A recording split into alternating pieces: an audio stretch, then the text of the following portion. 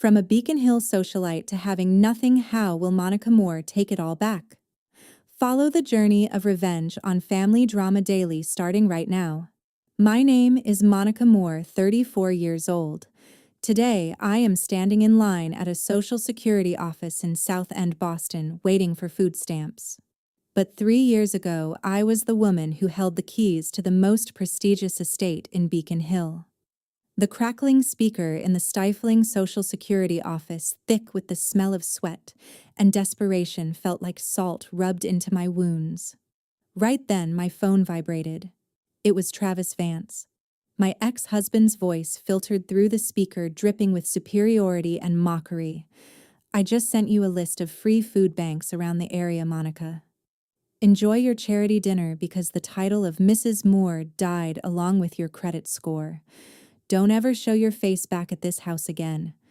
I gripped my cheap phone, my nails digging deep into my palms. Through 8 years of marriage, he and my own biological sister had orchestrated a perfect financial play to turn me into a pauper, while they popped champagne on the pile of assets my father had left behind. "Number 612, please step up to the counter." I took a deep breath, stepped forward, and handed over my ID and Social Security number with an air of resignation. The clerk didn't even bother to look at my face at first, but as soon as my numbers appeared on the system screen, he froze. His eyes widened, scanning me from head to toe, before he abruptly stood up, his demeanor shifting 180 degrees. "Are you Monica Moore?" "Ma'am, your file has just been flagged with a special priority from the Whitaker law firm. We have been instructed to take you to a private office immediately. Please, step this way." The entire office suddenly fell dead silent. Curious, envious eyes burned into my back. 3 years. I had spent 3 years in humiliation, living in a shelter while waiting for my father's frozen will to be settled through legal disputes. And that clerk's nod was the starting gun, letting me know Travis and my family's little game had finally reached its end. If you are as outraged as I am by the betrayal of those closest to you and want to witness how I reclaim justice from the depths of rock bottom, hit subscribe and ring the notification bell so you don't miss a single step of my journey to take back everything that belongs to me, starting right now. 3 months before my world collapsed into a pile of food stamps and broken promises, the golden facade of my life in Beacon Hill began to show its first microscopic cracks. I remember sitting in our mahogany-walled study, the scent of expensive bourbon lingering in the air as I prepared our annual tax documents. My fingers froze over a digital line item that made no sense. A wire transfer of $75,000 had been sent to an entity called Vance Strategic Holdings. I had been the CFO of our joint accounts for years, yet I had never heard of this firm. I dug deeper into the encrypted folders on our shared server, my heart hammering against my ribs like a trapped bird. What I found wasn't just a mistake. It was a labyrinth. Travis Vance, the man I shared a bed with for nearly a decade, had established a network of 3 different shell companies over the last 6 months. These entities existed only on paper, with registered addresses in Delaware that turned out to be nothing more than P.O. boxes. Thousands upon thousands of dollars were being siphoned out of our primary savings account, disguised under the vague label of high-risk venture capital investments. The true chill, however, didn't come from the missing money. It came from a scanned PDF of a partnership agreement I found buried in a temporary cache. There at the bottom of the page was my name. My signature was perfectly slanted, the M looping exactly as I had done 1,000 times, but I had never seen this document in my life. It was a flawless forgery. He hadn't just stolen our money, he had stolen my identity to authorize the movement of funds into accounts I couldn't access. That evening, the heavy front door creaked open, announcing his arrival. Travis walked in, tossing his designer briefcase onto the marble foyer with a practiced nonchalance. I didn't scream. I simply turned the laptop screen toward him, the blue light reflecting off his sharp, calculating features. I asked him why my signature was on a document for a company that didn't exist. It's just tax optimization, Monica. He said, his voice as smooth as silk, yet devoid of any warmth. He didn't even blink. He poured himself a drink, the ice clinking against the glass with a rhythmic, unsettling precision. Our hedge fund is moving assets into diversified sectors to lower our liability. It's complicated financial engineering. You should stick to appraising antiques and leave the heavy lifting to me. His eyes shifted for a fraction of a second, a fleeting glance toward his buzzing phone on the counter. He didn't answer it, but I caught the name flashing on the screen. Bridget Moore, my younger sister. Why was she calling him at 7 in the evening on a private line? When I questioned him, Travis let out a sharp, dismissive laugh that felt like a slap. Bridget is struggling with her gallery's lease, Monica. I'm just helping her navigate some legal paperwork. Family sticks together, remember? Or have you become as cold as the statues you value so much? He retreated to the balcony, his silhouette framed against the Boston skyline, as he spoke in hushed, urgent tones into his phone. I stood in the shadows of our hallway, realizing for the first time that the man I married was a stranger. The air in our $1 million home felt thin, suffocating. I knew then that I couldn't rely on his honesty. That night, instead of sleeping, I began the painstaking process of duplicating every digital trail I found. I moved with the silence of a ghost, uploading copies of the forged contracts and the Delaware filings to a secure, encrypted cloud drive. I didn't know it yet, but I was building the only life raft I would have when the storm finally hit. The morning after my discovery, the air in our Beacon Hill mansion felt as heavy as a funeral shroud. I sought refuge at my mother's estate, hoping for a shred of the maternal comfort that had been absent for most of my life. Instead, I found Lydia Moore sitting in her sun-drenched parlor, sipping tea with the cold elegance of a dethroned queen. When I tentatively brought up the discrepancies in our family accounts and the strange proximity between Travis and Bridget, my mother didn't even look up from her porcelain cup. "You were always the jealous one, Monica," she remarked, her voice cutting through my anxiety like a serrated blade. "Travis is a provider, a man of standing in Boston. If he's helping your sister with her gallery, it's out of the goodness of his heart. You should be grateful he tolerates your constant suspicions." Her dismissal triggered a visceral memory that had been buried under 13 years of silence. I looked at her sharp, unyielding profile, and suddenly the past rushed back with the force of a tidal wave. I was 21 again, standing in this very room as the world I knew disintegrated. My father, Philip Moore, had been the heart of this family, a man of integrity, who spent his days breathing life back into forgotten antiques. But in a single orchestrated week, he was branded a thief. I remembered the shouting, the way Lydia had presented a stack of forged ledger entries to the board of our family firm, claiming my father had been siphoning funds into private offshore accounts. He was stripped of his dignity, his shares, and his home. My mother had played the role of the grieving, betrayed wife with terrifying perfection, eventually driving him out of Boston and into the shadows of a penniless exile. I was too young then to see the jagged edges of the trap she had set, but as I looked at her now, the horrifying realization clicked into place. Bridget was sitting near the window, her fingers dancing across her phone with a smirk that mirrored Lydia's exactly. She was the golden child, the one who had inherited our mother's talent for manipulation and casual cruelty. She didn't need to work. She lived on the crumbs of Travis's investments, thriving in the space my mother had carved out for her. The dynamic was identical. The history I thought we had escaped was simply a blueprint for the present. A cold, paralyzing clarity washed over me. Travis wasn't just hiding money. He was running the exact same play Lydia had used against my father. By forging my signature on those high-risk Delaware contracts and linking my name to the mounting debt of his shell companies, he was setting the stage for my ultimate destruction. He wasn't just preparing for a divorce. He was preparing a criminal indictment with my name on the cover. He intended to walk away with Bridget and the Moore legacy, leaving me to face the legal consequences of his financial crimes. I watched Bridget whisper something into her phone, a soft giggle escaping her lips, and I realized they weren't just betraying my marriage. They were attempting to erase my very existence just as they had erased Philip Moore 13 years ago. The cycle was complete, and for the first time I understood that I wasn't fighting for a relationship. I was fighting for my survival against a bloodline that viewed loyalty as a weakness to be exploited. Determined to find the final piece of the puzzle, I used the hidden recovery email I had linked to Travis's private account weeks ago to track his latest digital footprint. It led me straight to a high-end glass-walled office in the Seaport District, a place where the air tasted of salt and old money. I walked through the sleek lobby, my footsteps echoing against the polished marble until I reached a private conference room on the 10th floor.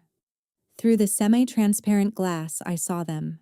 Travis Vance was leaning back in a leather chair, his expensive suit perfectly tailored, while my sister Bridget Moore sat across from him, her eyes shining with an avarice I had once mistaken for ambition. They weren't just having lunch. They were poring over a thick stack of legal documents spread across the mahogany table.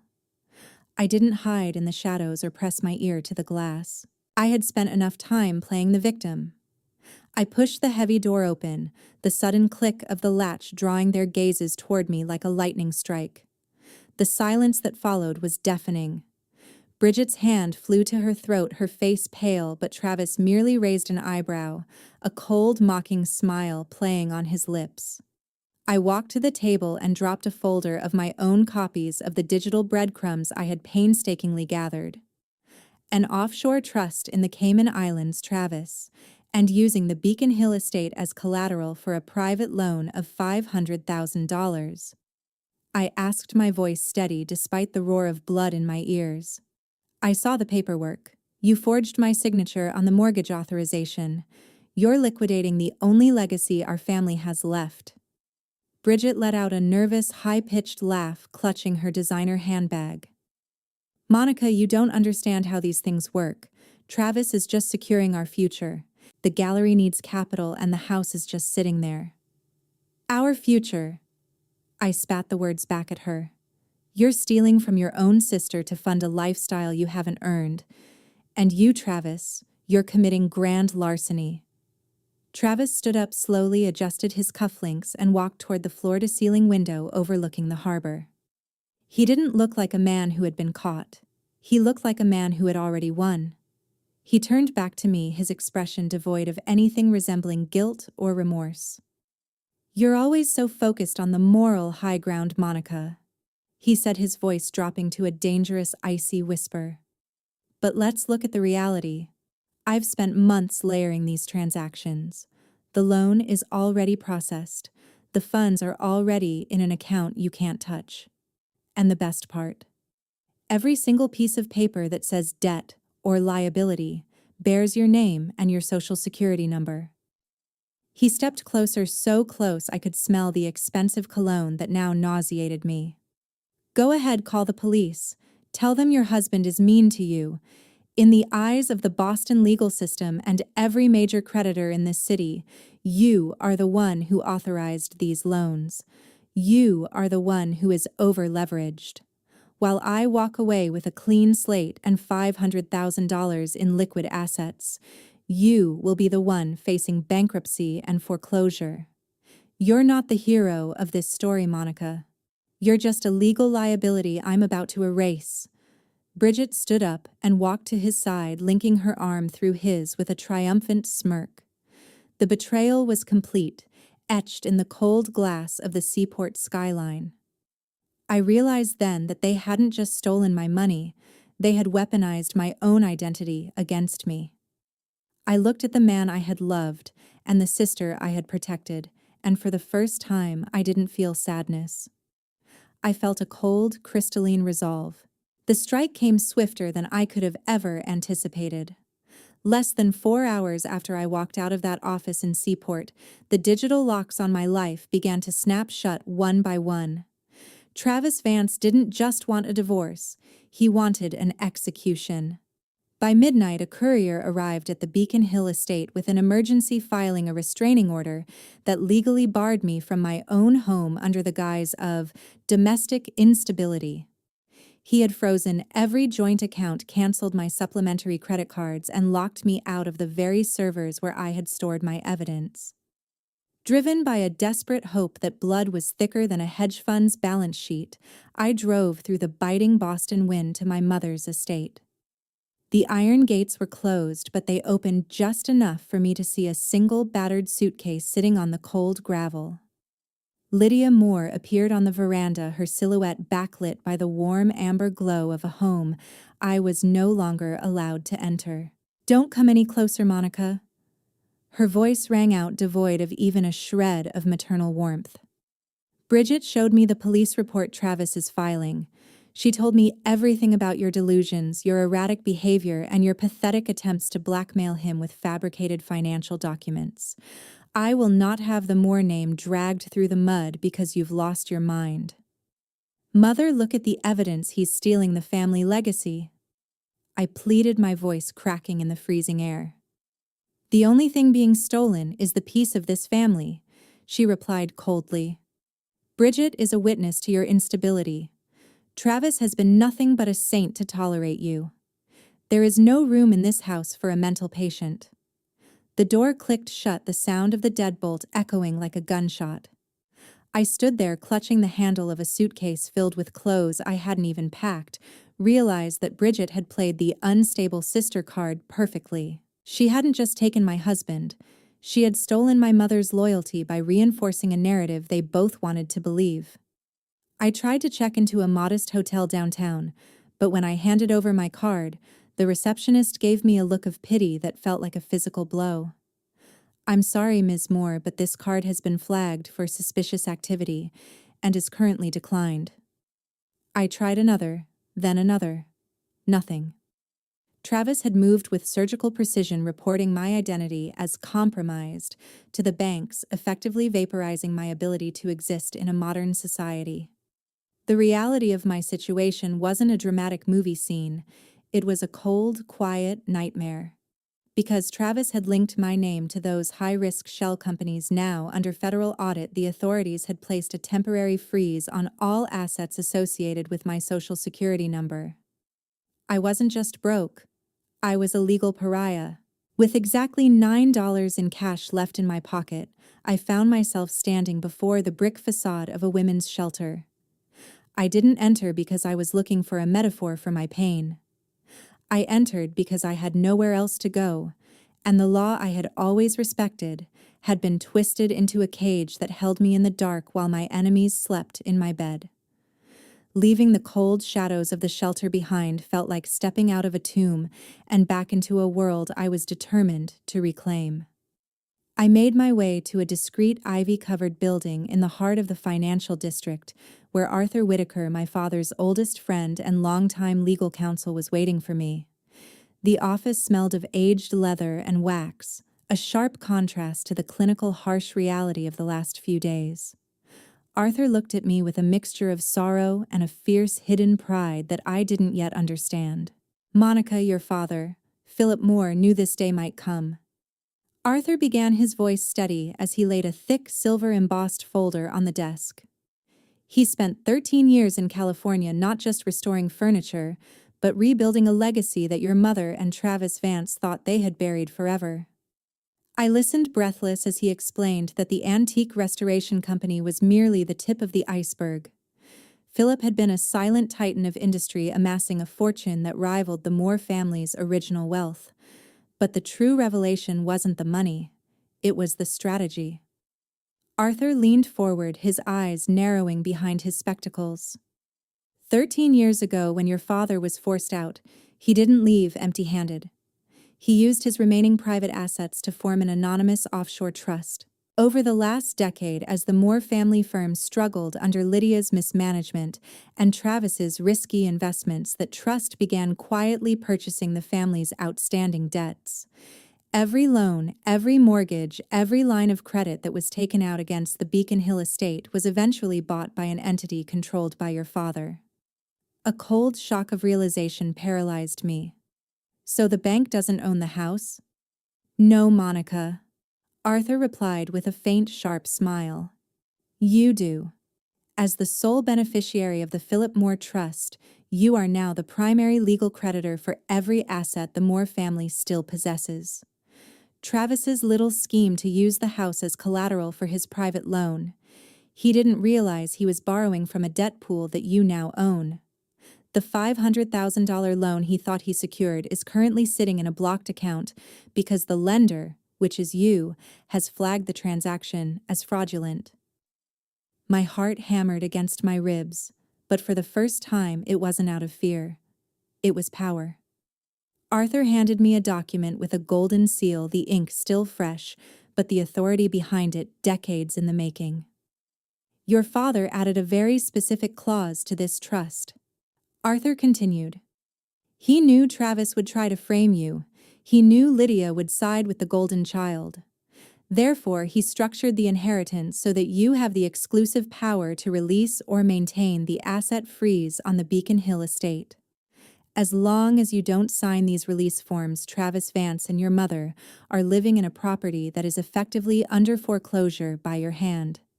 They are squatters in a house you own, and their points of credit are being systematically dismantled as we speak. I looked at my father's signature at the bottom of the trust agreement, strong, elegant, and filled with a foresight that had protected me even from across the grave. I wasn't just the victim of a betrayal anymore. I was the architect of their downfall. I held the keys to the kingdom they had tried so hard to steal, and the law they had tried to weaponize against me was now my most lethal shield. I realized that the 3 years of waiting hadn't been a sentence. They had been a preparation. A few months later, the cold Boston winter had begun to thaw, mirroring the slow but inevitable return of justice to my life. I stood on the sidewalk across from my former home in Beacon Hill, watching as a crowd of investors and lawyers gathered for the court-ordered auction. Travis's financial house of cards had finally collapsed. The investments he had siphoned into shell companies were flagged as money laundering, and the bank had moved forward with a foreclosure process that he could no longer stall. I waited until the bidding reached its peak before I stepped inside, flanked by Arthur Whitaker and 2 agents from the Federal Investigative Bureau. The look on Travis Vance's face when he saw me wasn't one of mockery anymore. It was pure, unadulterated terror. He was standing in the foyer trying to convince a prospective buyer of the estate's value, while Bridget Moore stood beside him, clutching a designer coat that was likely the last expensive thing she owned. The bidding is over, Arthur announced, his voice echoing through the marble hallway. The Philip Moore Trust has exercised its right of first refusal. This property has been reclaimed by its primary creditor. I stepped forward, handing a finalized dossier to the federal agents. And these are the original encrypted logs and forensic audits proving that Travis Vance systematically forged my signature on over 15 separate federal loan applications. He didn't just mismanage money, he committed identity theft and bank fraud on a massive scale. The agents moved with clinical efficiency. As the handcuffs clicked around Travis's wrists, his eyes darted to Lydia Moore, who was watching from the top of the grand staircase. He pleaded for her help, for her influence, for anything to save him.